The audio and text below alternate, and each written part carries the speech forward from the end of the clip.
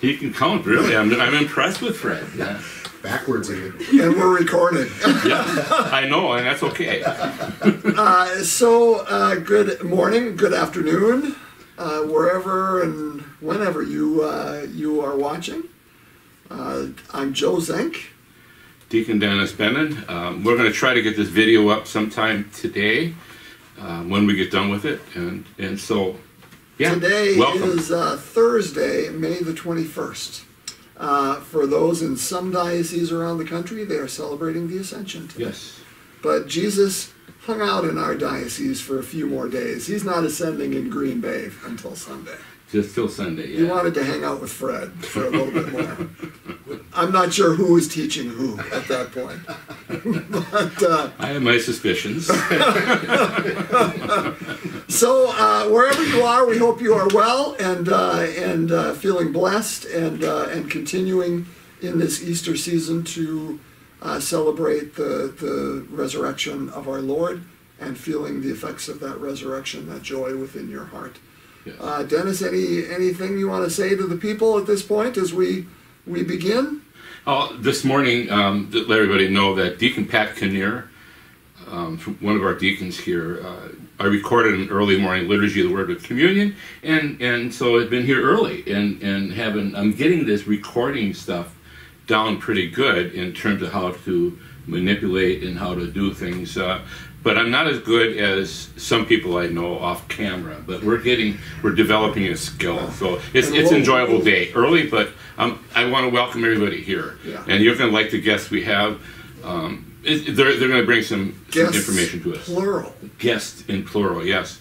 The one is quite stunningly beautiful. The other guy, I'm just a little bit. And Danielle's not bad either.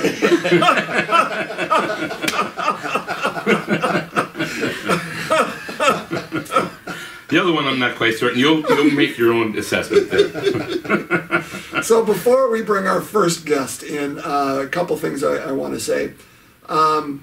Pastoral Council and Finance Council, we had meetings for the first time. Pastoral Council last Tuesday, so 9 days ago. Finance Council 2 evenings ago. And we did this via Zoom. One, it was just good to connect with the councils again. Yes. And with both councils, particularly with Pastoral Council, we said, hey, what should we be doing? How are things going? What areas are we dropping? We had a good conversation along those lines. And Finance Council, again, I was so grateful. We had 3 separate Zoom meetings because we each wanted to talk about our own specific things.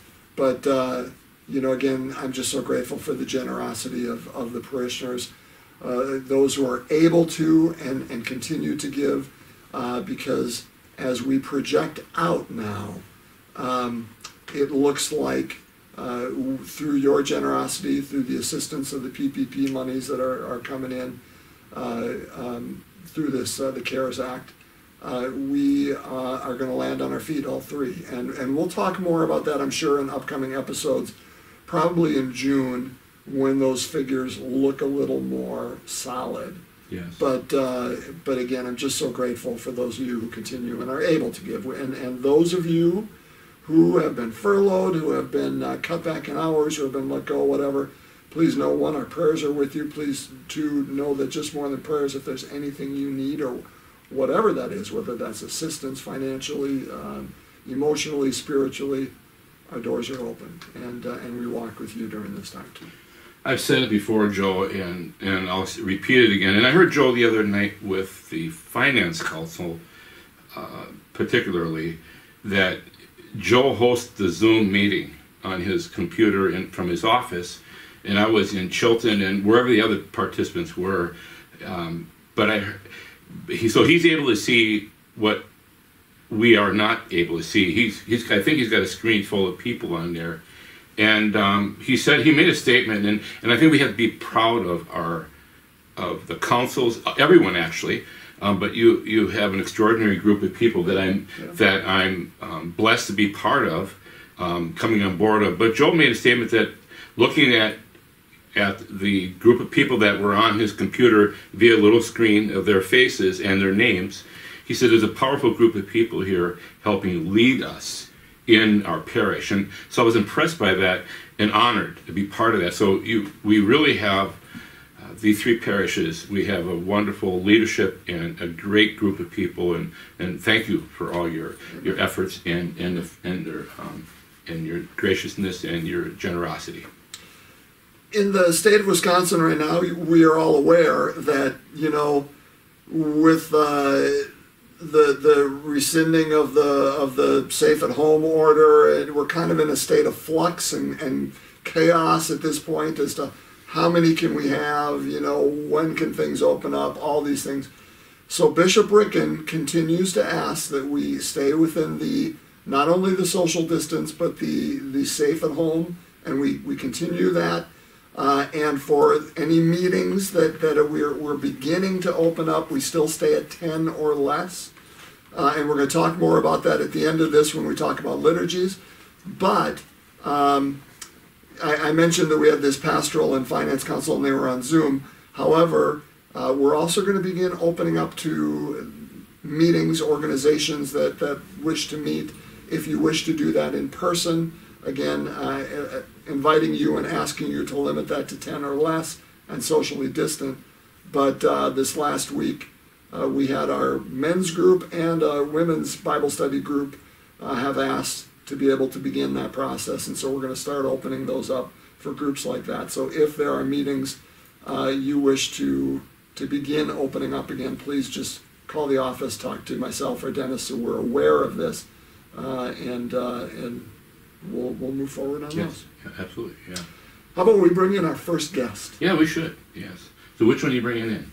Let's bring in, this guy who's holding up the wall in the back. Yeah, why don't you introduce him? He's our button pusher. And talk about him and what he's coming in here to talk about. What do you mean by pushing buttons? Well, I meant the camera, but when they said it, there was a lot more. There was like a double meaning there, wasn't there? Yeah. There were several buttons that you know how to push quite well. Deacon Pat Kinnear this morning, he was really got right on that just really quickly. It was fun to watch that. For somebody else to get it than myself. He was in his full glory this morning. For those who don't know, this gentleman sitting to your left as you watch this is Fred Meyer. Fred is the custodian here at Saints Peter and Paul.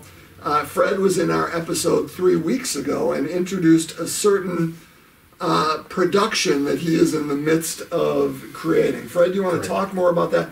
And what I'm really interested in is how that has opened up within the last few weeks and what you wish to share with the people as to where your vision now is and where we're going and how soon we can expect this, at least the trailer. Absolutely. The vision, I often wonder, because I have this ominous view of what it's going to look like, so I really would appreciate that. You have to trust the creative, juices of the director and producer. Absolutely. Just don't worry.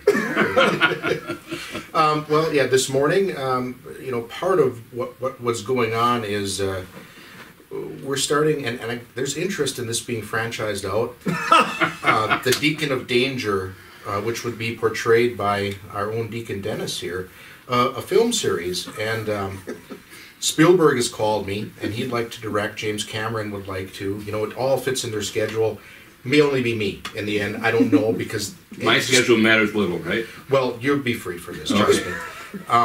And this morning when you talked about talking with Deacon Pat, he has for years been known as the Deaconator, and so we're thinking of a plot line now where kind of like Batman, Superman, where they begin together and then they kind of drift apart and then come back together. We haven't filled in all the plot lines yet, but that's kind of where it's going. May I ask a question? Yes, you may. Who is we? We? Well, Danielle has signed on as the pyrotechnic person right now, and she's working. She's got some really good ideas for a theme song. We have a xylophone and a tonette that we're working with right now. So can we invite her on shortly and have her sing some of this theme song, or at least hum a few bars? Well, I think she could hum a few bars. There's, it's we're already planning for a release like they do with the James Bond. The song comes out before, and it has that big, star power pull. Of course. We've we've had some budget problems. So far, we have the wild animal scene, and all we really have lined up right now are a few rabbits, and a lizard that stands on his back legs and tells jokes, but he's more of a stand-up chameleon. If you get my drift. But we're working on that. We like something with bigger teeth to attack. And then we also talked about stunt doubles. The important part about stunt doubles is that you can't tell the difference between the actual actor and the stunt double. And for instance, mine is Brad Pitt, and there's the striking resemblance there. For you've made some requests, and I've Dwayne "The Rock" Johnson is busy right now. I can't get him in, and Jean-Claude Van Damme is a possibility, but again, the resemblance is there. So is he going to have to grow his hair? Oh no, that's Steven Seagal. A ponytail. Right. Well, we do have a couple seagulls now that you mention that for the apple seed too. So. I did talk last week about the love interest that you were entering into this production. Right. Between whether it was Dcn Dennis running on the beach with a piece of pizza running toward him. Yes. Or dancing disco style with Kim. Right. There's some variations. We're doing some testing on that to see which is more receptive to the public. Whichever way it goes, either it's going to be the pizza or Kim. We're not sure yet. You know, she says "we're" and "we," and I think he's a procrastinator, and I think there's other words. I'll hold back. How soon can we expect a trailer that we would put up on our YouTube channel? I would think in the next several weeks we can figure something out that would be appropriate to put out there. Yes. I don't want to give too much of it away, but you can't. Exactly. I mean, that would be like a spoiler, I guess, right? So at least somebody should know, like myself, what that's going to be. So perhaps you could consider that for me. I'll run it past you first. Oh, I'll get your seal of approval. Final question. I saw you out there this morning mowing. Yes. In your shorts. Yes. How many cars stopped to gawk, and how many accidents this morning were the police aware of it, and were they, did they blockade? How did this go? What I normally do is I call the police and have them section off this part of Fremont that I'm cutting lawn. Certainly. Because of what has happened in the past, and you're aware of it. So we didn't have too many incidents this morning. Good. I shocked the roofer. He was up on the ladder there. Did he fall off? Nearly. So, but I think we're okay. Danielle did walk past at one point and gave me a thumbs up, and that, But yeah, no cat calls this morning, no whistles or anything like that, because traffic is blocked off during that time. Well, I mean, thank heavens. Yes, absolutely. For them. Absolutely. And this summer, of course, when I'm out with my tube top on, that'll probably attract more. No, that is scary. Anything more for this first guest? No. But one question: how's it going around the facility, the buildings, and any quick updates on that? Yeah, we're making progress with the waxing up in the school right now. That's nearly done. Bolden Hall is waxed. The kitchen is waxed. A little bit of tile work has to be done yet in the entryway, but other than that, I think we're coming along really good. You mentioned a roofer. There was a leak over. Yep, a leak. The Parish Center. Yeah, above the chapel there was a leak in the roof. Some of the tile were damaged, and that's getting repaired right now also. Fred does a great job. That I want to say, and in spite of all his idiosyncrasies. Yeah, and yesterday. That's a good word. Yeah. We'll incorporate that in the movie. Yesterday, I asked him to. Danielle and I had trouble with our key to get into one of the doors here at the church building, and it felt like I was pushing it, and I thought it might break it coming out, and I asked Fred to look at it, and so he took care of it. So he's Fred on the spot, or Johnny on the spot. So he does good work. We're lucky to have him. We really are. Wow. And that's on video. That is. That's the maintenance side of it. That's the maintenance side. The other side of it, I'm a little bit dubious yet.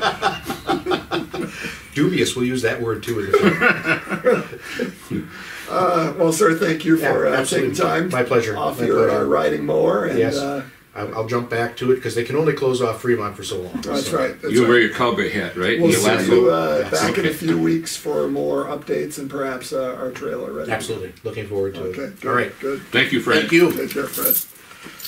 Before we transition to our next guest, one update, a thought came to me when we talked about parish council. One of the things that we talked about as parish council wasn't just, how are we doing at this time and what do we need to be focusing on, what areas are we missing.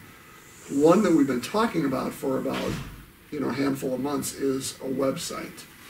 And right now, each of our linked parishes have one website. If anyone looks down on the Holy Land, they have one parish website. And then you can find out information on the different churches and things in there. And so we have talked about whether we want to get one website and one domain, and then people will go on there and be able to hit, Holy Rosary, St. Anne, Peter and Paul, and then get information specific to each parish there. So we have been working with Lori Koenig here in town in Kiel, and she has put up some mocks for us, and so that may be something that we unveil here within the next month or two, is one website, and all three of our sites then would be suspended, I suspect, and so if you do any Google search for any of them, you would come to this new website, and on there would have a home page for all of us, because we share a lot of the same information, and you could go specifically to each parish. But Dennis and I are in the midst of working with Lori right now on the pastoral councils. Are you firmed up on a name? Last look. Are you firmed up on a name? No, but the domain name that we've been working with is three parishes, one faith. That's what I thought. Yes. What's on top of the bulletin right now. It's a great looking website. What Lori's done so far, it's just she does good work. I agree with it's a good call to do that. So and I welcome feedback on that from anyone too as we move forward. But that's what we're looking at too. With that, let us invite in our second and final guest. Danielle Ehlenbeck has been the Faith Formation Coordinator here at St. Peter and Paul for now 12. My 14th year. 14th year coming up. Yep. Whoa, wow. And does also extraordinary work. And what we thought we'd do is just kind of say hello, find out how she and her family have been doing in the midst of this pandemic, and talk a little bit about the work that she's been doing and how we've been reaching out to the Faith Formation family. So first, Danielle, tell us about life in the pandemic, being a teacher to Cohen and Isaac and Melanie. It's been good. Our family's been very busy. Before all this, we're also normally a very busy family, but it's usually going from practices to games to sports, and that was all shut down, so we had to find different ways to be busy. We've been doing schooling at home. They're doing well. Cohen's missing out on his last 8th grade year, so that's kind of a little sad for him, but he's keeping up. He's doing well. Is he excited for high school? Yeah, I'm a little nervous that I'm going to have a high schooler. Like kindergarten, when they start school, I wasn't really affected. All of a sudden, like high school. It doesn't stop, Danielle. Makes me feel, No, it does not. Makes me feel a little old, but I'll get there. But yeah, so they've been doing closer to me then. Yeah, still far away. But yeah, we've been doing well. They've been keeping busy. Melanie and I do a picture a day, so it's kind of fun to say what we've been doing each day. So we've been documenting our time. I think we're on day 66 today, so we'll figure out something to do for our picture. My husband Tim and I have been busy doing a lot of yard work and keeping kind of updating a lot of stuff that we didn't have time to do, but now we have the time. He's doing more of the work while I just maybe supervise him or watch what he's doing. But we've been keeping busy, looking forward to getting stuff slowly started up again, hoping for a baseball season, hoping for some normalcy to come back for our kids and to get out.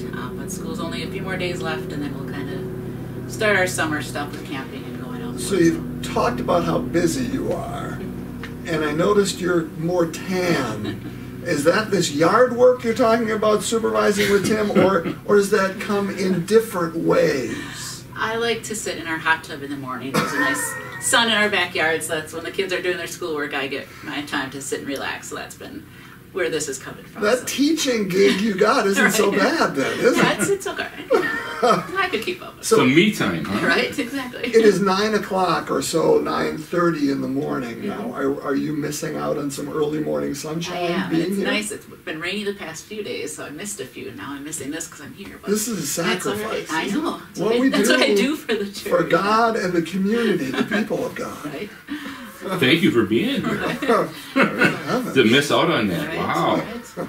You had your coffee before you came. Yes, of Okay. course, of course. Yeah. So, You know, as you said, I'm sorry to interrupt. No, but you're you know, as you please. said about your going into high school and graduating from the 8th grade.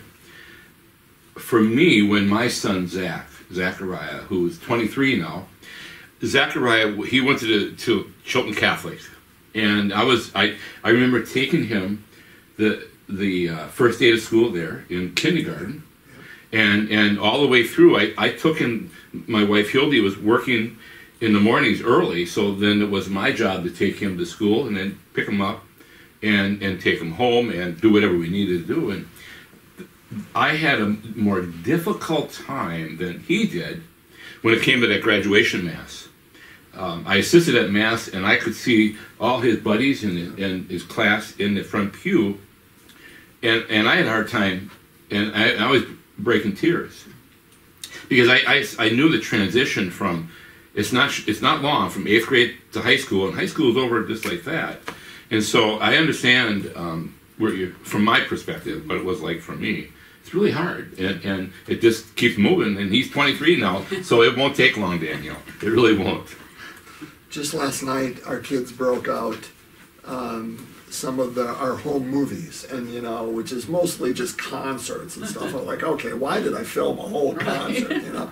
But like part of what we watched was the twins graduating from preschool. It was they were 3 years old or whatever it was. It was the preschool. And again, now they're 16 and in high school. It's like, so I echo the words, enjoy every bit. And that's the old guy Right. saying it, but it's so marvelous, and every stage is marvelous. So. Yeah, it really is. Danielle, talk about, okay, so faith formation is done for the year. Yeah.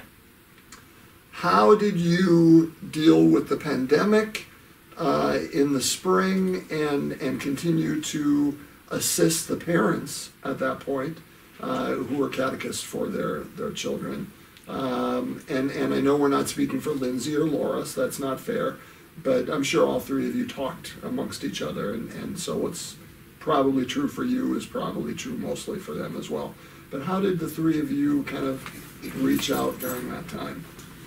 Well, when it cut off, or when we stopped classes, it was kind of an abrupt ending, a weird ending. Obviously, we've all experienced that. But the main thing we did is we did a lot of Facebook posts. We posted one a day of kind of activities that they could do at home. I also did like weekly check-ins with the families where I would just email them asking what they're up to, if they need anything. I'd give suggestions of different activities they could do. Right before Easter, I went and delivered to all, I think we have 80-some families. I went to each of their houses and dropped off a little Easter Triduum package with them for things to do as a family. That was really a fun time for me, just to kind of see some of the kids through the windows or outside playing. So that was fun to see, but it just gave them the hands-on stuff that they could do. And then we kind of wrapped the year up. We did April showers bring May flowers, so I invited all the families to make flowers. If you would drive or walk past on Fremont Street, you'll still see some of them on the glass doors of church. Just a way to kind of end our year, knowing that there's flowers coming and the spring is on its way. So we ended that way. We're still kind of working on finishing up First Communion and confirmation for next year, getting them started in that. First Communion, we're working on getting it at the end of June. We're hoping we can still do that, that we can have all the students and their families come together. But that's And it may be a separate mass, depending again on what those numbers look like. Can it be just the child and parents, child and family? I mean, we'll have to see all this stuff. We're trying to get that, and we were going to send home in like some materials for them to work on, but as a parent myself, I knew that it got to be a lot of stuff coming home with emails and Zoom meetings and Google Meets and all these other stuff. I kind of put it on hold until after school was going to be done, and in the beginning of June they'll get some information to work on. So it's separated from school just to give them a little break, because the to-do lists are getting a bit long for some parents with multiple kids doing different things. So they'll get some stuff to do at home just to kind of get them immediately prepped. And then confirmation, working with Lindsay and Laura, we did a Zoom meeting for our confirmation parent meeting, which was nice again to see everybody, just to give them the information. Looking at doing the retreat and interviews and some stuff during the summer with the students, but again, dependent on when and where we can all meet and do things. But it'll be an interesting few weeks coming up here as we start getting some normalcy back in what we can and can't do, and kind of trying to stay as connected as we can within reason. Vacation Bible School is usually a week.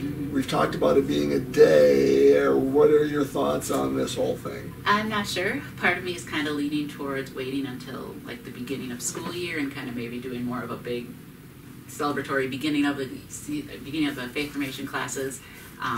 But we probably won't do anything immediate during summer just because of the uncertainty of what's happening. What's going on. But this will be the first time since I've been about 5, since I won't have a vacation Bible school here. I attended here, helped here, and now I've been leading for the past several years. So it'll be first summer in a while that I haven't been at vacation Bible school here at St. Peter and Paul. So, but no, we'll do something. We'll kind of keep in contact. But we'll, if you have any ideas of things we could do, within small groups or within, things during the summer, reach out to one of us. We'd be happy to take some ideas and see if we can make them go. Final question for me, and forgive me, Dennis, if I'm jumping in too much. You talked about Cohen graduating 8th grade and going into high school. This is a time of graduations. We know high schoolers would probably be graduating in about, a week or so from our high schools. What do we know about that, and what are our hopes? How do we want to reach out, or are we able? What are ways we can help bless them? I know one thing I did do already for the seniors is on Facebook. Again, we did a senior spotlight, so I invited the parents to send in a little bio of what their students have done in high school, where they're going to college, and share their senior pictures. So we've shared a bunch of those. So I encourage you to go onto Facebook and check those out. That we have a lot of under the St. Peter and Paul Facebook page. There's a lot of neat kids in this class that's graduating. Just some very dedicated students that we've had throughout these years, through our faith formation and in the community in general. So check those out. We aren't sure. I haven't heard a date of Kiel doing a ceremony. So if they would set a date, we would like to offer us a blessing on that morning. At, if we have mass or some kind of service or something to have them kind of get before they receive graduation. But again, kind of depends when we hear from the schools. But we would like to do something, and we wish them the best as they move forward, and maybe move out of Kiel or move to where they're going to school. But we'll keep them in our prayers, and we'll hopefully can do something for them as they graduate. So. Amen. Amen. What about the 8th grade graduation? I know next week, Wednesday, we're going to have a mass with the teachers. So Divine Savior, next Wednesday we will be videoing a mass in the morning with all the teachers as their way of saying, thank you to the students, we miss you, and we pray for you. And we hope to do something with Divine Savior for graduation. We don't know, again, when that will be or how that will be, what it's going to look like. But again, we are grateful that there are 3 that are graduating, I believe, this year. And so we want to honor them. I think it's 3 young women. And so, something will take place for the graduates there too at some level.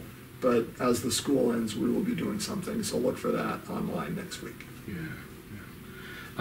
We talked about early on, we have 2 people that are going through the RCIA process.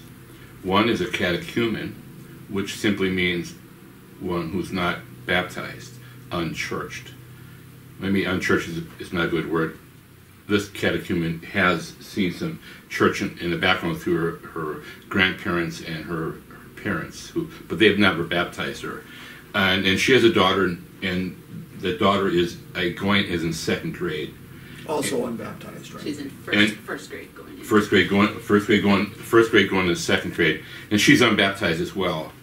And then we have a candidate who is in a different faith tradition, and he is coming into our faith in the Catholic Church. They are becoming, the word that Joel heard, we call them becoming Catholic, RCIA Rite of Christian Initiation of Adults.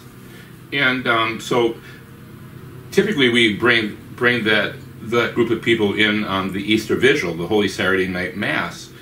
Well, we couldn't do it this year, and so that threw everything in flux. How are we going to do that? And so Joe and I are discussing, thinking about how that's going to look. Do we videotape a Mass and have it at that point, or do we wait until it opens up a little bit? And the candidate and catechumen are very much open to each one. We have the catechumen whose child is going to be baptized. I know the little girl went to the religious ed program through you, and because we have to have baptismal prep in some way, and this little girl has to know what to expect, what to anticipate, as well as the parent. And so were you able to, if you talked about what you did with that group of people, this little girl, did she witness this, to be part of that? She was in a class and she was very involved, and she was just a great student. But one class that really I think helped her get ready for that is our first grade catechist Jennifer and Katie do a mock baptism. The students get to bring in a doll. The lack of a hot tub. Right. It's going to the throat. But Katie and Jen do a mock baptism, so each student brings in a doll or a stuffed animal, and they actually baptize and go through the process of baptizing their doll, and they walk through what actually happens. So the daughter was part of that, so she got to experience and see firsthand what they do. So I think that did get her ready, as much as 6, 7, 8-year-olds can be ready for baptism. I think she's fully ready and prepared to come into this good. Day. So good. Yeah, So it's a good class with them. So that's what we have to do. We have to get these 3 people, 1 little one and 2 adults, and into the church, become Catholic, and they would like to get this. I don't know if I told you this, Joe, but they would like for that to be completed and then move forward and bring them in. And I think we all do. It's a matter of what we decide how it's going to look. No doubt about that. And the sooner the better. And we just have to figure out how do we want to do that. Right, so, right, exactly. Yeah. Danielle, we just want to say thank you not only for taking time away from the hot tub in the sun this morning and the teaching that you would do from there to your children, but for all you do.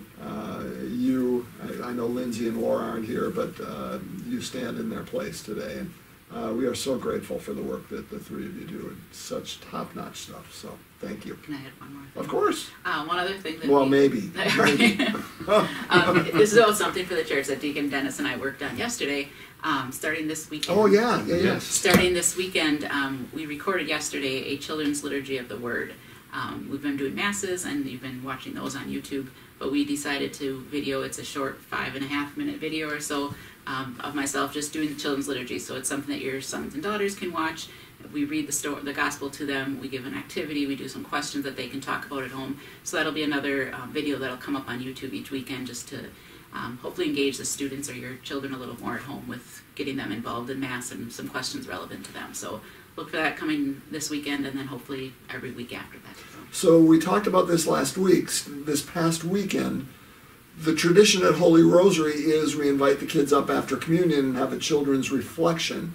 And so this last weekend at Mass, Deacon Dennis did that, as you saw, if you watched Mass with us last weekend. And Deacon Pat does it this coming weekend at the Mass. But St. Peter and Paul's tradition was that we invited our children downstairs after the opening prayer during the Liturgy of the Word to have it downstairs, do, as you said, a little project or something, and then they come up at the end of the homily time.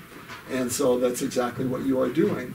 So the kids have these 2 things that they can look at toward the end of communion after the Mass on the weekend, or these children's Liturgy of the Words that you are doing. And the bulletins we hope to have online, the kids' bulletins, with the regular bulletins. And we talked about that at staff this weekend, and physical copies at each of the locations as well. So if you want a children's bulletin for your child, that's available too. Do a shout out, Danielle. We recorded this yesterday, and she did a great job, and her 2 little ones. So you're going to look for moms, dads. Look for that on. It'll be. I schedule it so it's going to be coming on Saturday at 4:30 each week. and we'll do it from a different part of the church. Maybe we do it in a typical place. We don't. Typically, they go in the Volin Hall in a corner. And this past week we did it up in the gathering area at Peter and Paul. So, but it's just a wonderful job, and just give it. She did a wonderful. I want to tell you, she did a great job.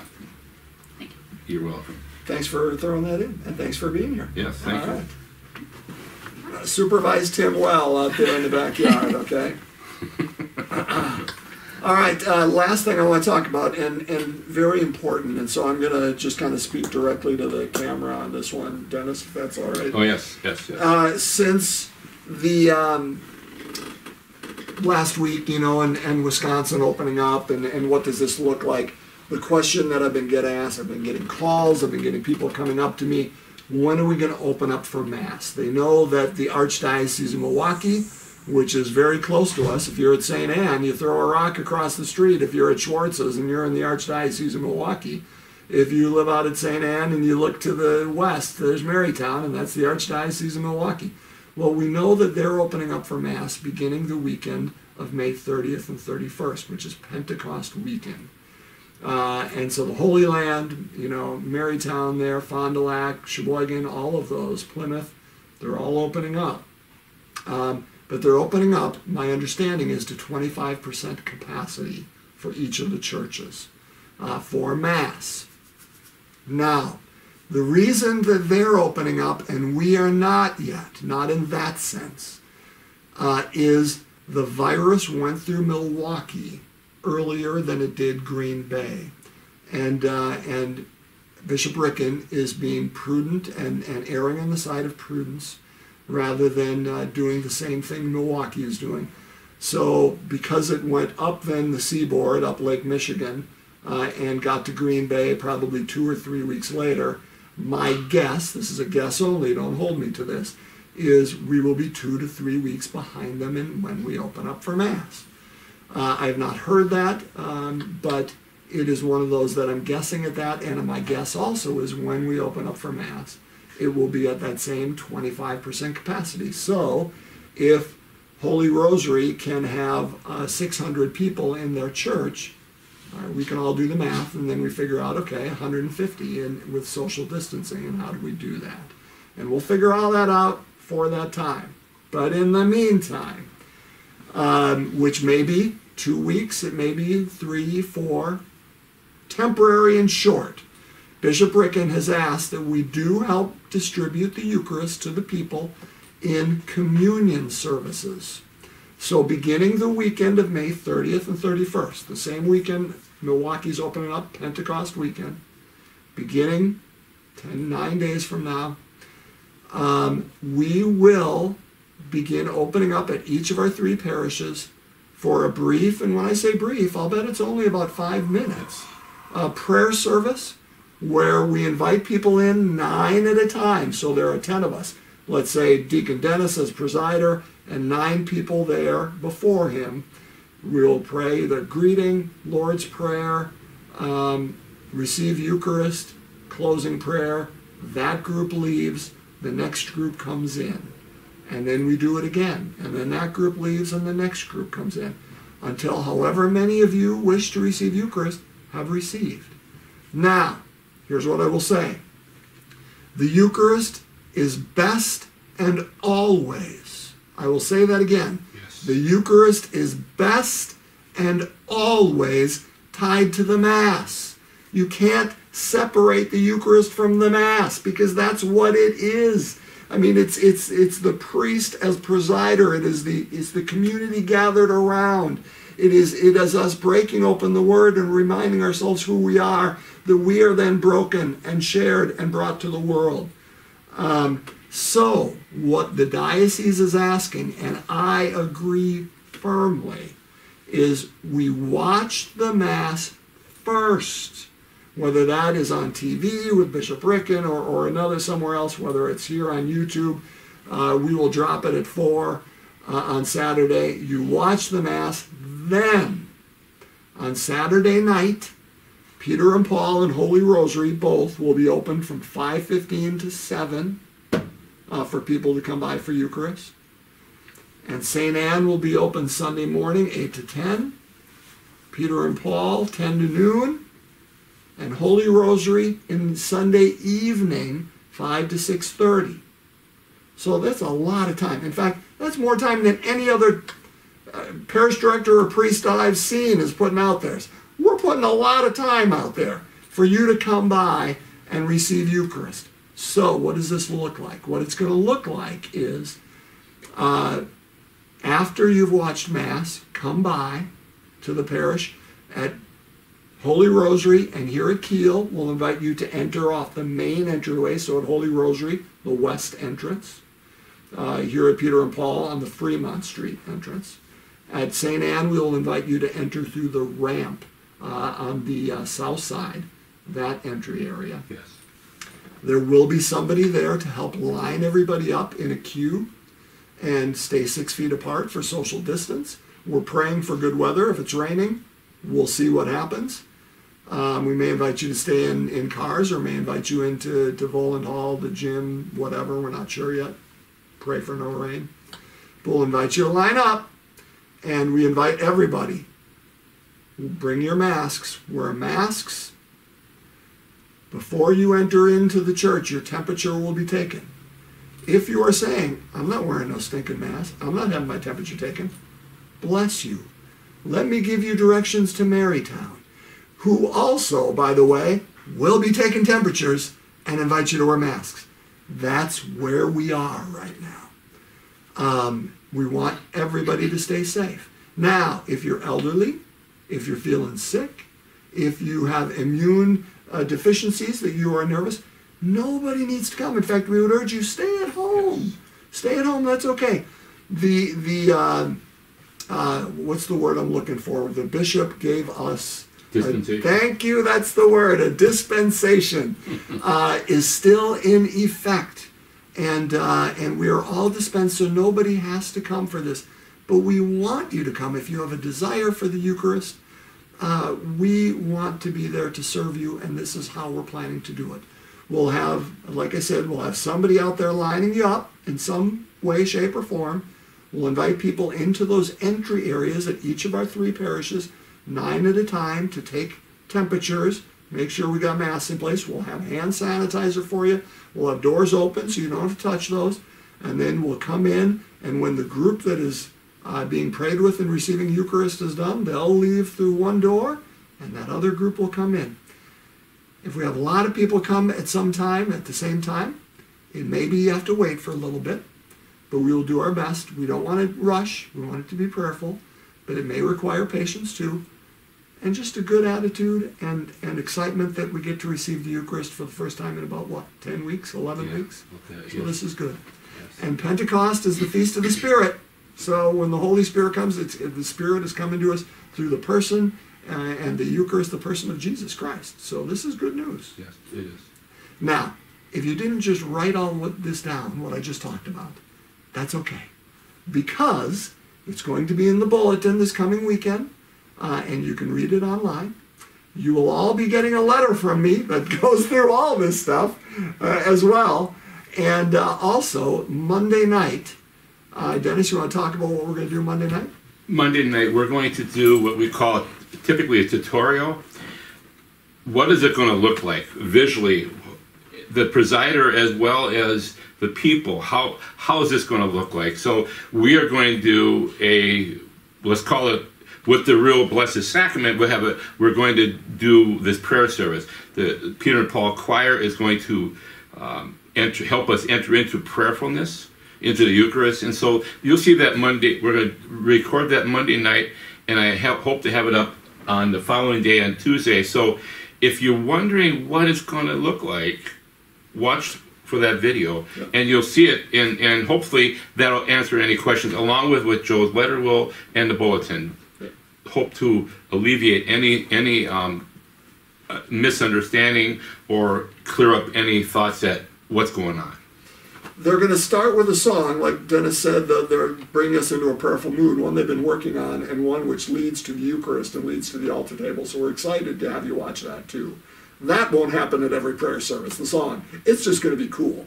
And then after that, we'll have them line up as to where that would look, and we'll do the prayer service, and so yeah. We've gone longer than usual. Absolutely, yeah. Bless you, and thanks for being with us.